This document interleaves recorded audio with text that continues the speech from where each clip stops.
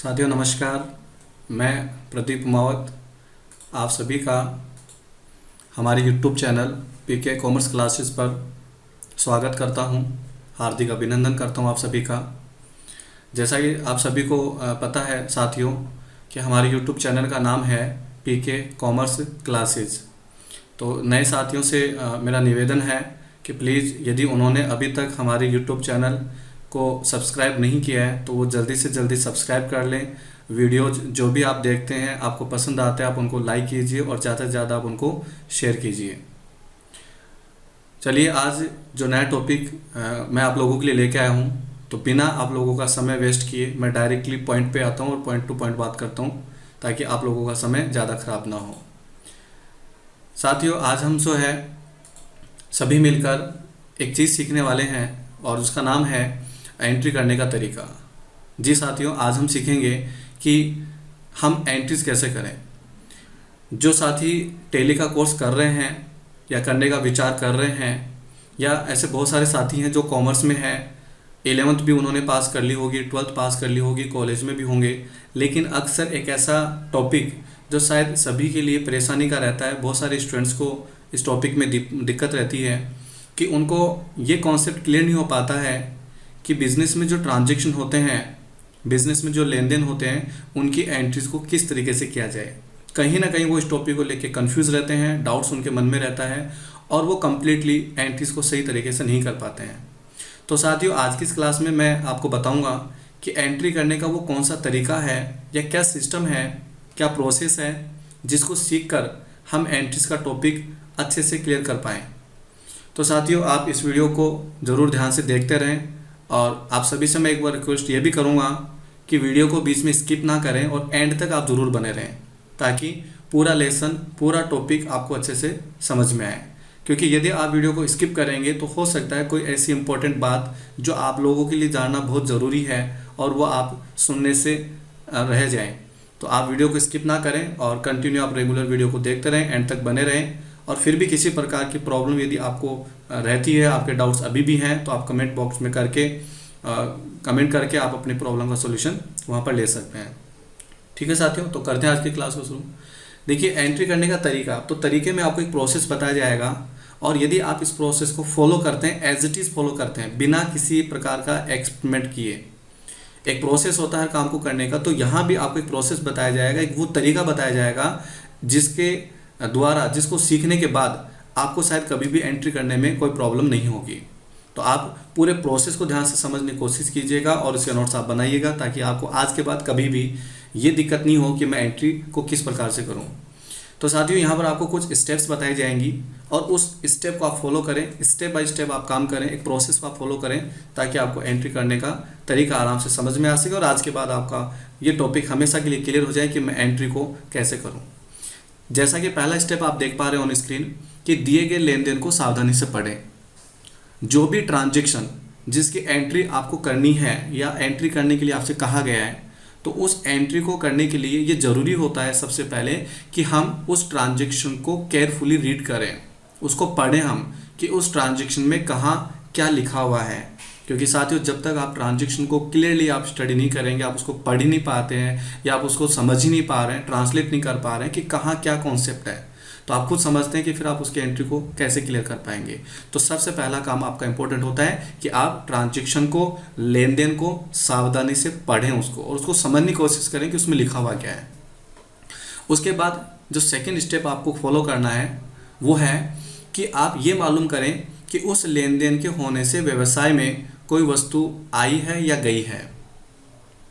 आपका बड़ा important concept है ये। स्टेप नंबर 2 आप आराम से समझने की कोशिश करें। पहला स्टेप मैंने आपको क्या बताया कि लेन देन को, ट्रांजैक्शन को सावधानी से पढ़ें कि वो कहना क्या चाह रहा है। उसके बाद आपको सेकंड स्टेप क्या फॉलो करनी है कि जो ट्रांजैक्शन आपने पढ़ा है, उस ट्रांजैक्शन के होने से, उस लेन देन के होने से वस्तु बिजनेस में आ रही है या बिजनेस से कोई वस्तु जा रही है। यानी आपको यहाँ पर ये चीज़ समझनी है और ये चीज़ आपको अपने आप से ट्रांजैक्शन को पढ़ के मालूम करनी है। ठीक है, यदि हम यहाँ पर बात करें, देखो मैंने आपको क्या बताया कि पहले आप ट्रांजैक्शन को ध्यान से पढ़ें, उस लेन देन को सावधानी से आप पढ़ें पहले, ये आपका पहला काम होता है। सेकंड, आपको ये मालूम करना है कि उस लेन देन के होने से व्यवसाय में कोई वस्तु आई है या फिर व्यवसाय से कोई वस्तु गई है। ये कुछ सवाल आपको अपने आप से करने हैं, लेकिन ये आप सवाल कब कर पाएंगे, जब आप ट्रांजैक्शन को ध्यान से पढ़ पाएंगे, क्योंकि ट्रांजैक्शन को पढ़ने के बाद ही आप ये काम कर पाएंगे।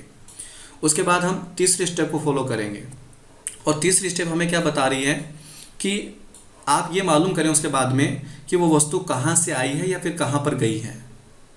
और यदि वस्तु आ रही है तो कहीं ना कहीं से तो वो आई होगी, या कहीं वो वस्तु जा रही है तो कहीं ना कहीं तो जा रही होगी वो। तो आपको ये तीसरा सवाल, तीसरा स्टेप आपको फॉलो करना होगा। ठीक है साथियों, तो एक बार मैं फिर पढ़ देता हूँ। सबसे पहला स्टेप, दिए गए ट्रांजैक्शन को सावधानी से पढ़ें। सेकंड स्टेप, उसके बाद आप ये मालूम करें कि इस ट्रांजैक्शन के होने से व्यवसाय में कोई वस्तु आ रही है या व्यवसाय से कोई वस्तु जा रही है।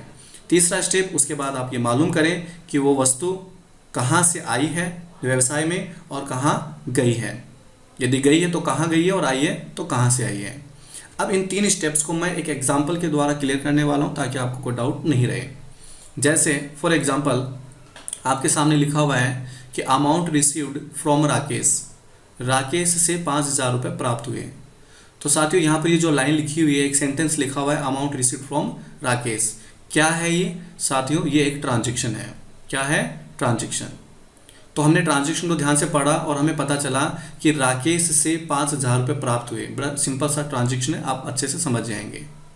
अब साथियों दूसरा स्टेप आपको क्या फॉलो करना है कि इस ट्रांजैक्शन के होने से, इस लेन देन के होने से व्यवसाय में कोई वस्तु आई है या व्यवसाय से कोई वस्तु गई है।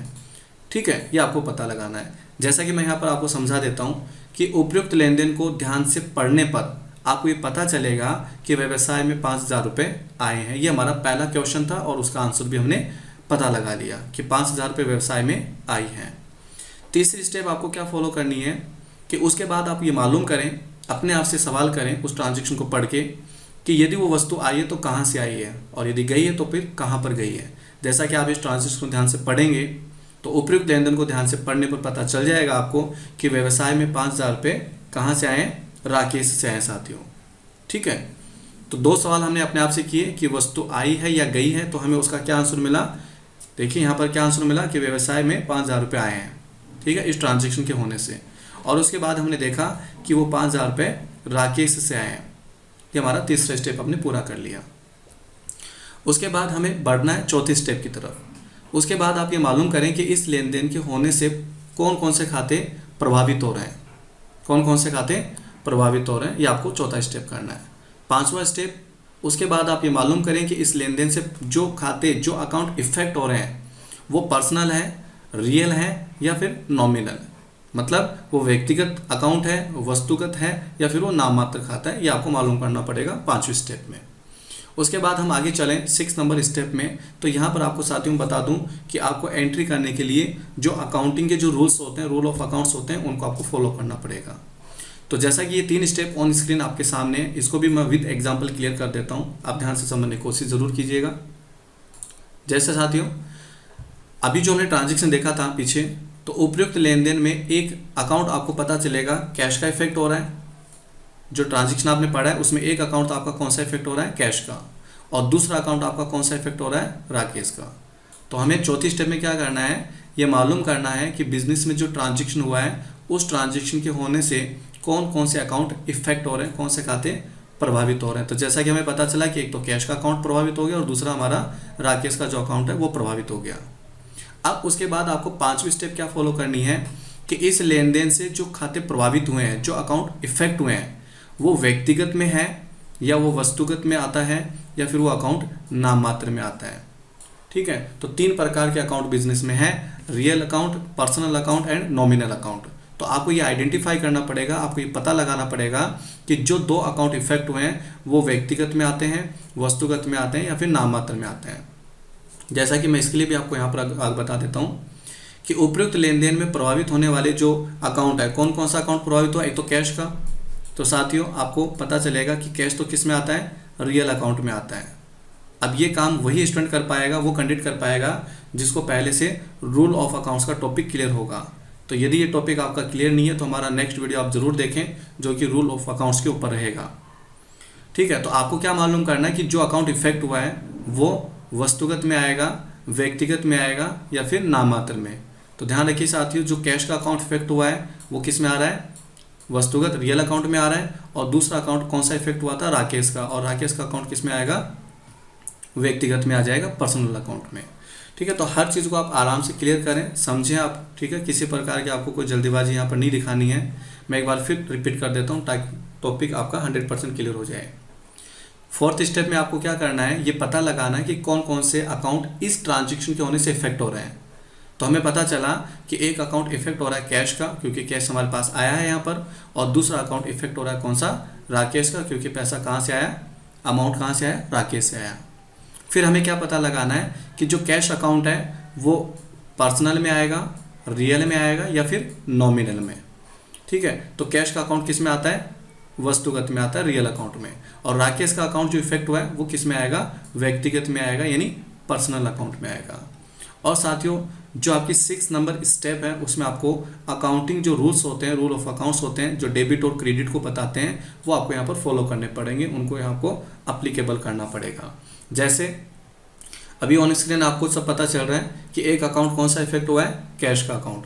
ठीक है, ये किस में आता है, वस्तुगत खाते में आता है, रियल अकाउंट आता है।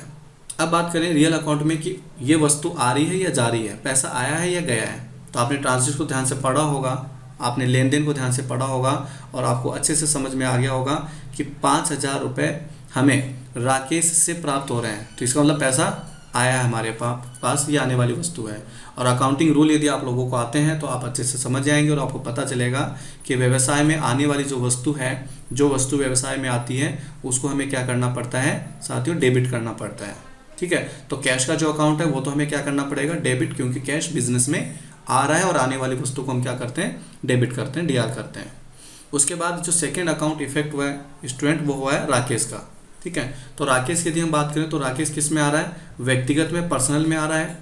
और पर्सनल में 2 टाइप के व्यक्ति होते हैं, एक पाने वाला होता है रिसीवर, और एक देने वाला व्यक्ति होता है गिवर। तो हमें यहाँ पर ये क्वेश्चन अपने आप से करना पड़ेगा और ये पता लगाना पड़ेगा कि राकेश यहाँ पर पाने वाला व्यक्ति है कि देने वाला व्यक्ति है।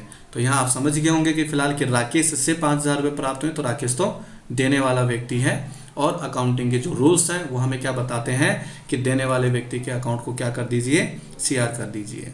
तो इस प्रकार आपको यहाँ पर क्या करना है कि जो कैश का अकाउंट आपने पहचाना था वो आपका डेबिट हो जाएगा, और जो राकेश का अकाउंट आपने पता लगाया इस ट्रांजेक्शन के अंदर, वो साथियों क्या हो जाएगा, क्रेडिट हो जाएगा।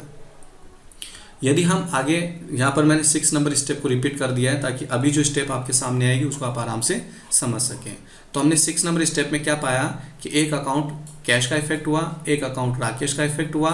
कैश अकाउंट को हमें क्या करना पड़ेगा साथियों, डेबिट करना पड़ेगा, क्योंकि कैश बिजनेस में आ रहा है और आने वाली वस्तु को डेबिट किया जाता है। राकेश का अकाउंट इफेक्ट हुआ जो कि एक पर्सनल अकाउंट है, और राकेश देने वाला व्यक्ति है, और अकाउंटिंग के जो रूल्स हैं वो क्या बताते हैं कि देने वाले व्यक्ति को क्या कर दीजिए, सीआर कर दीजिए। अब आपको क्या करना है कि ये पूरी चीज़ आपको एक सिस्टमेटिकली ट्रांजेक्शन के अकॉर्डिंग आपको लिखनी पड़ेगी। उसको कैसे लिखा जाता है, तो स्टेप नंबर 7 आपको कौन सी फॉलो करनी है कि सबसे लास्ट में आप एंडिंग में क्या करें, एंट्री कर दीजिए, और उसके बाद आप उसका नरेशन लिख दीजिए। तो एंट्री को किस प्रकार से करना है वो आप यहाँ पर देखिए कि कैश को क्या करना है साथियों, डीआर करना है। कैश अकाउंट को क्या करना है, डीआर, डेबिट। तो पहले हम कैश के अकाउंट को डेबिट कर देंगे जैसा कि आप अभी स्क्रीन पर देख पा रहे हैं, और उसके बाद हमें जो सेकंड राकेश का अकाउंट इफेक्ट हुआ था, तो राकेश को क्या करना है, क्रेडिट करना है, सीआर करना है। तो उसको मैं यहाँ पर 2 लिख के और राकेश अकाउंट लिख देता हूँ और 5,000 रुपये।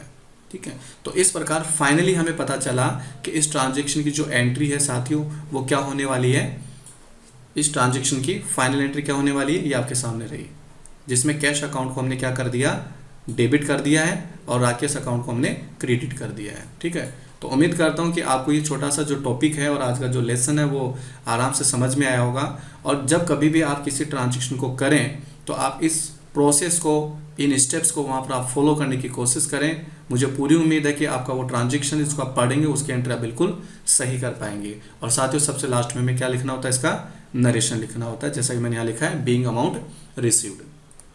ठीक है, तो आप सभी वीडियो के एंड तक बने रहे, इसलिए आप सभी का बहुत बहुत धन्यवाद इस चीज़ के लिए। दूसरी बात है कि आपने वीडियो को ध्यान से देखा, आप एंड तक बने रहे, थैंक यू सो मच। और प्लीज़ अभी तक आपने वीडियो को लाइक नहीं किया है, शेयर नहीं किया या सब्सक्राइब आपने नहीं किया चैनल को, तो आप ज़रूर कर लें ताकि हमारा जैसे ही नेक्स्ट वीडियो आए वो सबसे पहले आप तक पहुंचता रहे। तो आज हमने केवल आपको एक बेसिक बताया है कि किस प्रकार से जो है हमें एंट्रीज को करना होता है।